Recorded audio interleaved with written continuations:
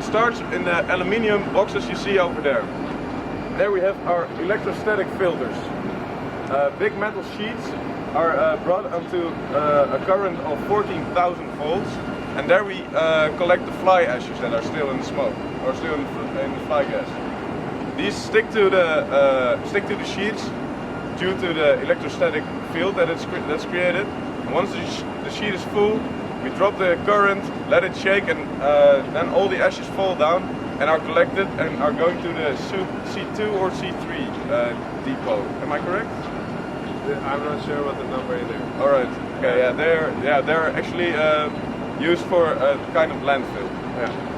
This is actually the only in the cleaning of the flue gases. It's the only step where we get where we extract materials or substances which we cannot use right now, so we cannot recycle it. And that's in weight percentage between 1 to 2% of all the waste that is burned. So actually, it's a very good process to do.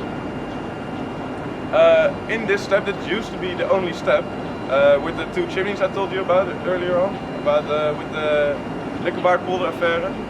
This is in this step already 91% of these 1 or 2% are collected. So it's not weird that this was the only step. Then we come to the wet washers. We got 2 different ones.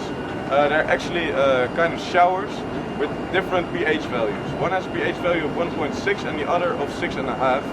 And there we extract heavy metals and sulfur oxides from it. We collect the water, add flocculants. Do you know what these are?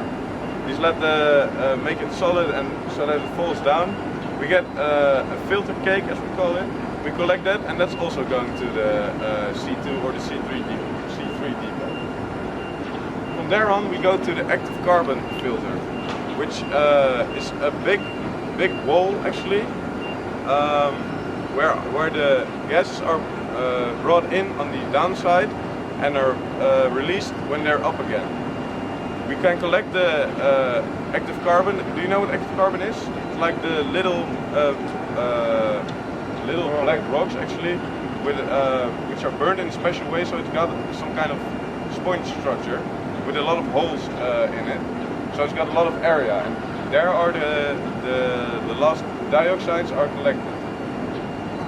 These active carbons that are full are emptied out on the downside of it, and then are brought to Germany and regenerated, so they get the dioxins out and we get the clean active carbon back again, and we can fill it up from the top again.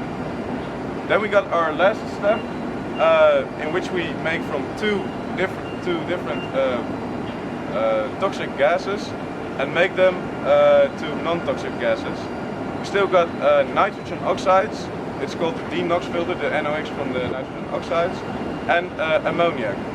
And that's we store that here in our yellow tank that you see over there. We use heat from the first step and guide it all the way to there, and then we have the nitrogen oxides and ammoniac. And on a temperature of 120 degrees and a catalyst of aluminium, we make from these 2 gases H2O, which is just water, and N2, which is nitrogen, which is already for 97% in the air. That's what mainly we put out of our chimneys, and we got 7 chimneys, as you can see, for 7 flue gas cleansing systems. So every incinerator has got its own flue cleansing system. So if something breaks down on the way, we can lead it to another one, and so we don't have to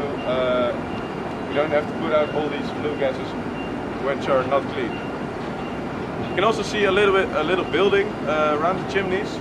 There's all sensory equipment in there, and we can read it from our control room what we are putting out in the air. And these are also checked with our license, the company that gives us our license to burn the waste. That's called DSMR. So if we go over certain values, we'll get huge fines. And we don't want that. Do you have any questions?